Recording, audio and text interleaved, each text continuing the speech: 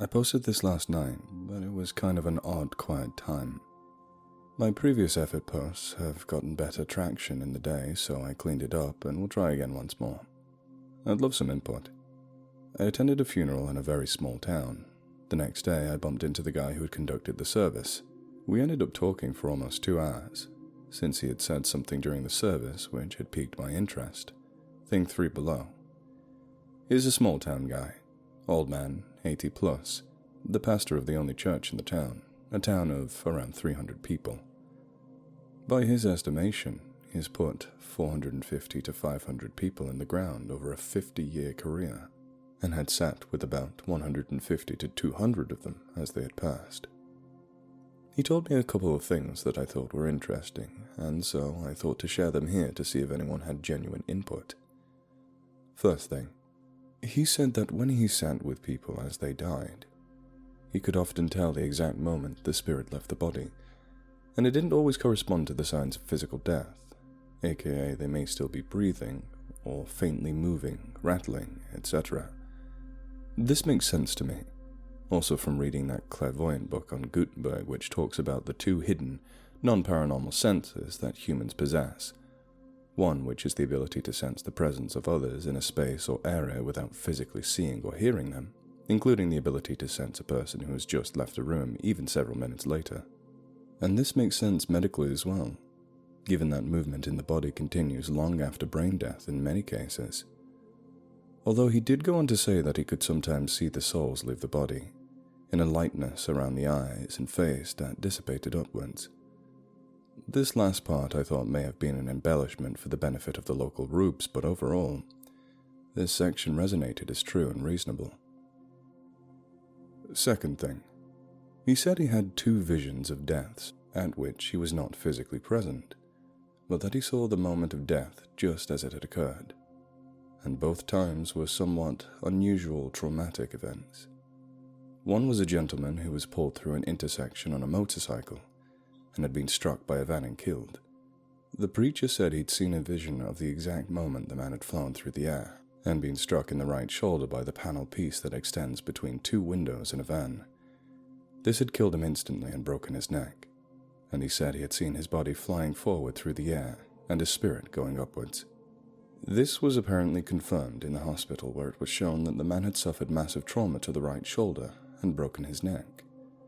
The other death the preacher said he had witnessed was that of a gentleman who was known as a town drunk. This man often would stagger home from his town's only bar at 2 to 3 a.m. One morning in the dead of winter, he was found frozen to death in his small shack/cabin. Winter in the north is harsh. The preacher said he had a vision of the exact moment in which the guy had stumbled and fallen while trying to put kerosene into the large heater that was sitting around half a meter away from the wall, and the guy had drunkenly lurched forward and fallen behind it, never lighting the heater, which would have saved him from freezing. So again, very oddly specific, but apparently the man was found in the exact same position as the preacher had described. I couldn't verify this, but I would probably ask another local before I believed him on this one. Third thing. This is what he said whilst delivering the service, but I asked him about it again. He said that he had a heart attack a year or so before and had been dead for 5 or 6 minutes. But while he was gone, he experienced a different reality, and that it was so different from this reality as to be completely indescribable. Like nothing about heaven that I had ever heard or thought or imagined of, as an exact quote as my memory of a few days ago permits. Keep in mind this is from a small-town preacher man who had been raised in the old-time religion, streets of gold, etc. He even said there were no streets at all. Forget golden streets, just a lot of lines and shapes that made no sense, but that they were beautiful beyond compare and gave him overwhelming peace. This is what he said at the funeral. Here is why I thought it was pretty neat, because this is basically apostasy as far as the guy is concerned, and he was telling it like it is to a bunch of small-town folks. It blew my fucking mind. And the way he described his minutes out of his body sounded exactly like a DMT trip to me, to be quite honest. This was also the part I thought was least likely to be a LARP out of the whole thing. He also said he could see himself returning to his body, and could see his spirit body and physical body separately for some time. Now, my thoughts were overall that he was telling the truth. It is possible that it may have all been a LARP, things he said to bolster his legend around town or increase his own air of mysticism. I do tend to think skeptically as regards to human motivations, as a person's desire to feel special and powerful can take many forms, and the only thing I am surprised at by now is that I ever expect anyone to be any different. But I did not get a feeling that he was lying, a sense I have developed to a decent degree. So he's either an accomplished liar, which is easy enough in practice, or was telling the truth, or the truth as he interpreted it. The summer of 2003. At the time I was 9 years old, my parents bought a house in Italy. Small, cute, and safe little town near a lake. At night I used to sit on some rocks and look at the lake. While doing it, I see a white figure dancing around the water. It looks human, but I can't figure out much about it. I get spooked and run away. Tell my parents, but they don't believe me. Go the next night and try to see if I can find the figure again. Nope. Keep doing it for around 3 weeks. Eventually I see it again.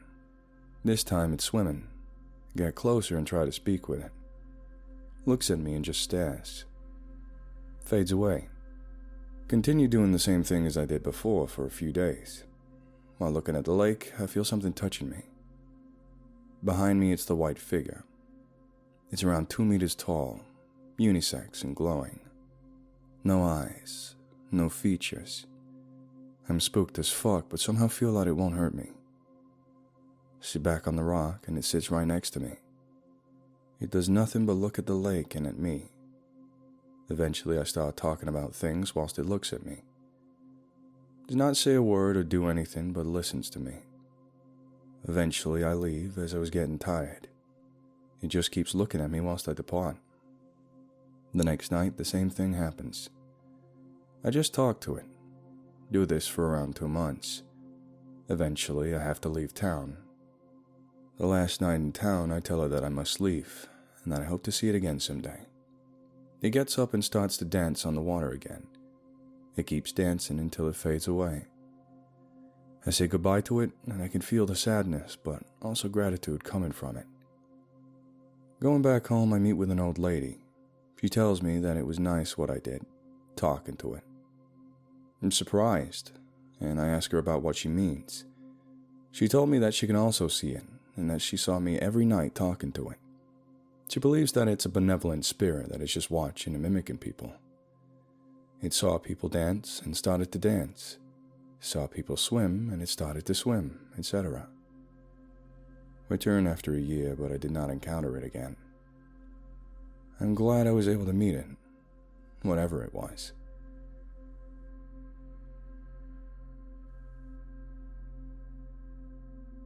My granddad told me stories once. Something terrified my mother's side for damn near 2 generations. Never hurt anyone. Just really loved scaring the shit out of people and livestock. I lived at, well, what's now my granddad's. Be my granddad as a young man. Be riding through woods on horse and buggy at night with Uncle M. Comfy lantern.jpg. Just rolling. Hear something moving behind the wagon. Unc stops the wagon. Something stops. Look back. It's outside the light. Don't see any eyes. Start moving. It starts moving too. Stop again. It stops. Cock shotgun. They start moving again and it starts grinding and snapping its teeth. Herd the horse back into the yard. It stops at the tree line. This ties in a little later with one interesting detail. Bear with me. After that night, the animals start acting strange. They're out grazing during the day, free to roam. Around 3 p.m., they all, as a group, come back to near the house despite it not being feeding time. Every day. For months. They seem nervous. They don't lose weight, though. They don't become unhealthy despite the stress. They just leave the woods at a certain time every day for no reason at all. Once everything cleared out of the woods, livestock as normal, plus deer, coyotes, foxes, rabbits, everything scrammed. Predator and prey fleeing together. The family being country-strong rednecks doesn't give a damn. The power of Christ. After months of this, Granddad, his cousins, and Unc go out raccoon hunting. Got the dogs with them, pretty big mutt breeds, some kind of hounds. They see nothing sketch about this. They're hunting for hours, don't find anything, dogs barking and sniffing around. The dogs stop and go full alert. The armed menfolk stop and do the same. The dogs fucking bolt. The men, deciding they're not going to be one day depicted as horror film characters, do the same. They hear it behind them. Sounds like it's on 2 feet. It's not galloping but running. Make it back to the house, run in. "Ma, there's some weird shit going on out here." Silence. Everyone standing in the living room tense. Something slams onto the front deck, sounding like it jumped off the roof. Then there's a loud scratch down the side of the wall of the house, from side to side, like someone ran a knife down the boards, which are lapped over one another and not smooth. Everybody what the fucking. The animals in the barn start going fucking crazy. Livelihoods threatened. Everybody strapped, everybody goes outside and starts creeping to the barn. Mules so freaked out they break out of the stalls and kick the door out, fleeing into the woods. They can hear something moving around in the rafters. It had the high ground. Everybody aims and waits. They hear a thud a good 20 feet away and then nothing. They go back inside and don't sleep. Daylight comes, and they gather the scattered animals and investigate. They find a footprint. In my granddad's words, it was hooved like a cow, but claws like an eagle. There ain't no animal. 3 talons. Now go back and look at that burning relief, the one I attached earlier. Coincidence? That a Mesopotamian artist put that little detail into a relief, then thousands of years later, something with feet like that fucks with my immediate ancestors, and later I get approached by said goddess in my dream. Maybe. But I think that's quite a coincidence, coupled with everything else. They never hurt anyone. Nothing happened after that night until years later. Be my mother, preteen. Poor family, share a bedroom with brother upstairs. Have bed next to open window because no AC. Summertime. Sleeping. Something leans in through the window and breathes in their faces.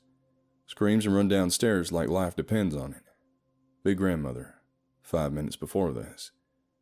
Be dreaming. A figure she never described. She's dead now. Says, "Wake up. It's about to happen." Wakes up.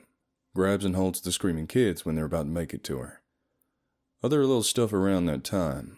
Porch swing would swing when there was no wind and nobody around to touch it. You would hear your name being called, but nobody called you. Little things. Later, that house got struck by lightning and burned down. They rebuilt it to his current house. And that was the last of it.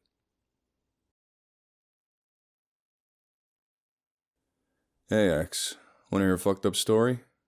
Obligatory background. I was 14 at the time of this story in 2008. World of Warcraft, MySpace, Blogger, the internet at its prime. The internet was sort of my only lifeline. My dad was a violent drunk. He was a Christian fundamentalist, meaning that he went to church 3 times a week minimum, and everything was very fire and brimstone with him. He ruled the house with an iron fist. If me or my mom acted bad, it was him screaming in our faces for hours at best, or getting beat the fuck up by this drunk bozo at worst. He was a narcissist that never took accountability for his actions. I love my mother, but she was weak. She cried all the time. She depended on me for emotional needs. All this to say, they barely raised me. I minimized every feeling I had and became very sneaky to get around the oppressive, abusive atmosphere.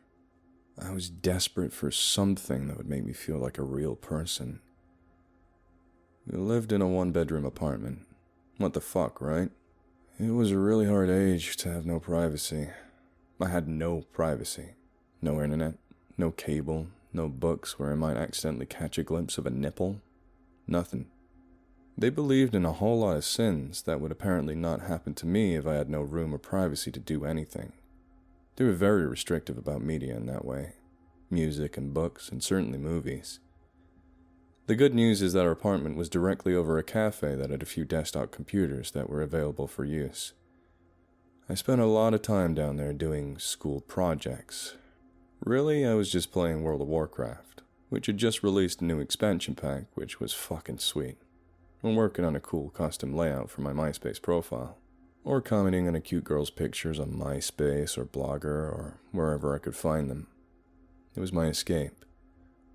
Luckily, most of the employees at the cafe were my age or just a little older, and they didn't care what the hell I did there. And some of them even became kind of buddies with me, like Frank, the cashier who was working his way through community college. One day, after school, after checking in with my parents to make sure nothing was on fire and that I wasn't in trouble, I went down to the cafe and sat down at my usual computer. I had a friend request on MySpace from a girl I'd never seen before. She was really interesting. XXX rar edgy XXXXX or something like that. That was her username or something. I remember her picture being so different than other girls I had seen. She had long jet black hair that she pinned at the side to create a heavy side swept bang that covered her whole face. That wasn't the unique part. The unique part was that instead of having selfies with dumb angles, she had pictures that looked professional, not in a model way. Now that I'm older, I can positively identify these as modern glamour shots. I guess I should have thought it was weird. But in these pictures, she was leaning on some shitty Halloween decorations, and she had a beautiful, curvy body, and her face was glowy and hauntingly beautiful. She was wearing clothes typical for the time, because it was like striped fingerless gloves and skinny jeans types of shit. She lived in my town, and she was my age. I couldn't believe my luck. We started to talk, and it was unbelievable. She knew exactly what to say to me. She, too, was an avid WoW player, down to the same class and race as me. She had a similar, if not exact, taste in music. She said that her parents were also Christian fundamentalist. Her real name was Mary. Mary also was being abused at home. I asked her why I never saw her at school. She said it was because she was homeschooled by her parents. We talked every day for 2 weeks before we made a secret plan to meet. I felt like Romeo and Juliet, like star-crossed lovers. The plan was simple.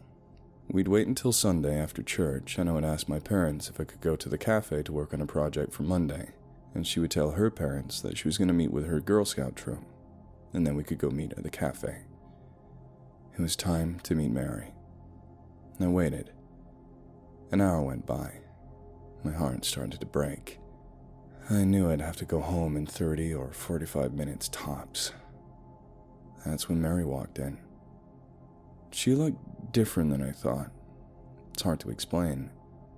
She looked Asian, which I didn't notice in her pictures, and she was taller than me by 4 inches. She was curvy and a little bit chubby, which I also didn't notice in her pictures. Her bangs really did cover up like half of her face, which was so pale I couldn't believe it. We didn't miss a beat. We got along great. She was very forward about her sexual desires for me.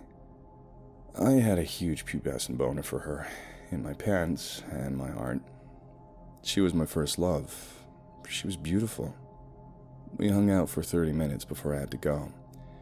We continued meeting like this as often as we could. It was like a dream. Until one day, when we made plans to meet up, I got stuck late at a Bible study group, which made me 10 minutes late for a meeting with Mary.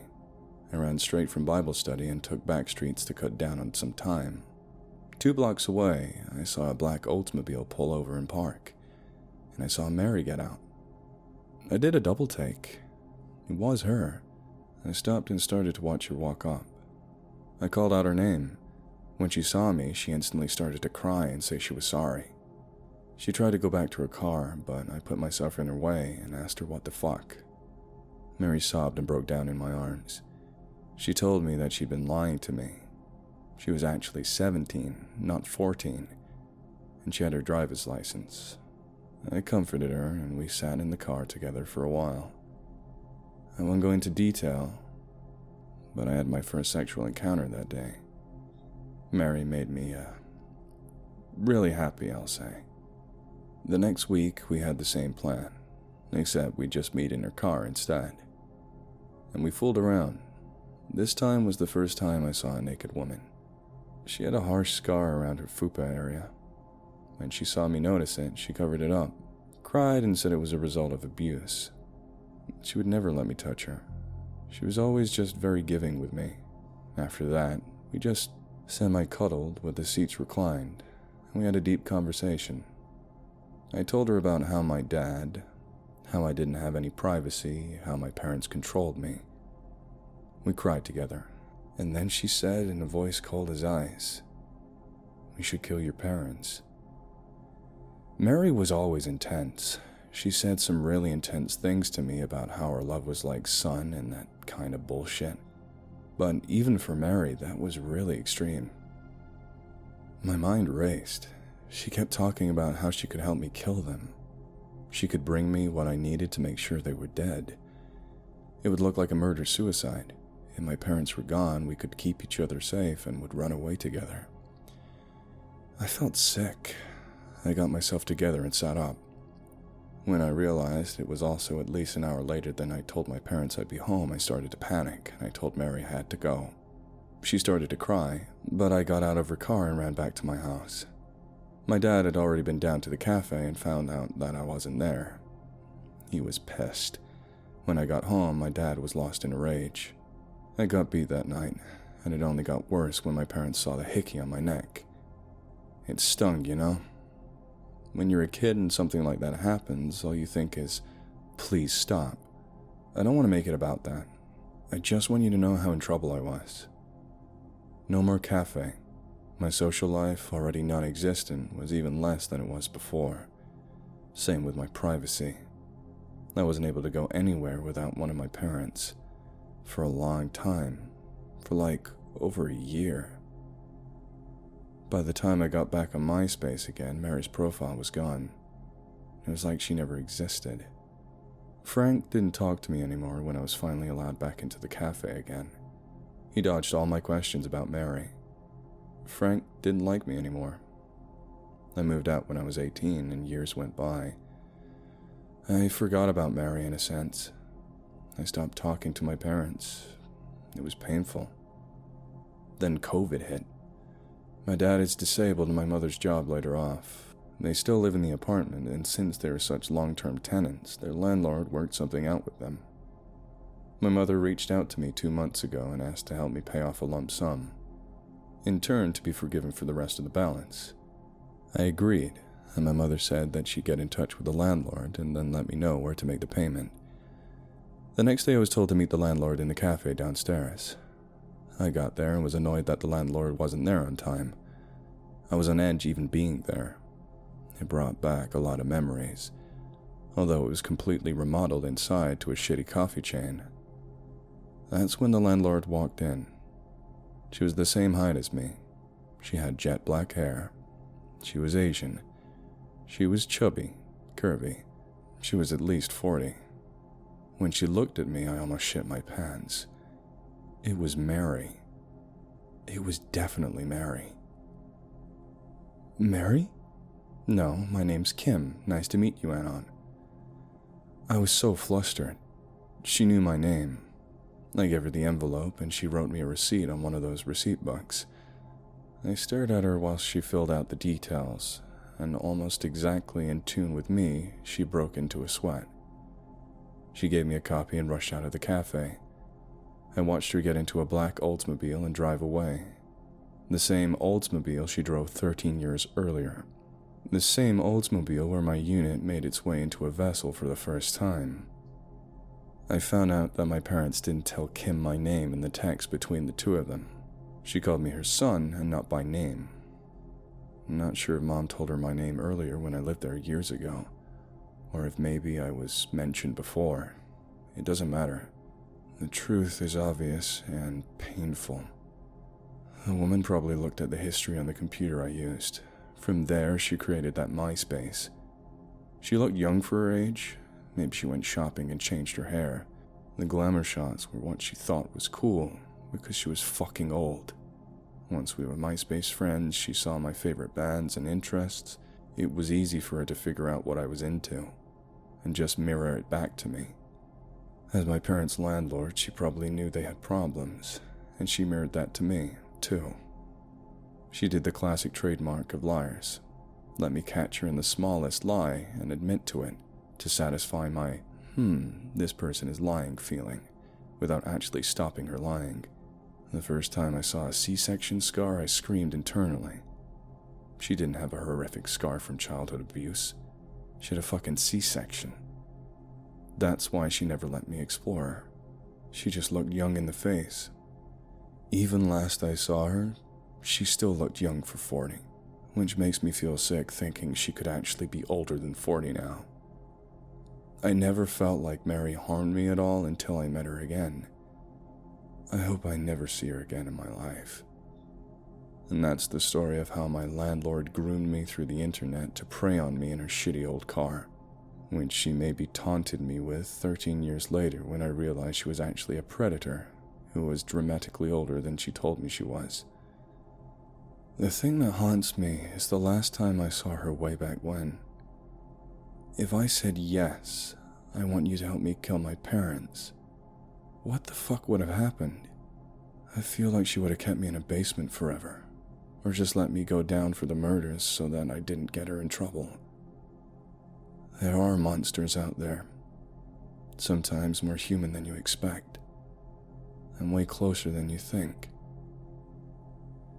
There's some details I'm sure I missed. At the time I said anything I thought would get me out of trouble. My dad figured it must have been a classmate I was visiting, and I let him believe that. Now, as of 2 months ago when I saw her again, I'm still not sure what to tell them. I have a lot of feelings of betrayal surrounding Mary, or Kim, and I've never felt like I could trust my mom or dad. I don't want to shatter my already fragile mother who never left her pity party that she's been throwing for almost 30 years. Sometimes we talk since I helped her out in December, but I have no contact with my dad. I have a feeling he'd be very angry with me if he found out the truth, let alone if he found out that she tried to get me to kill them all those years ago. Healing from a bad childhood is weird. I'm never sure what to do or who to tell what to next.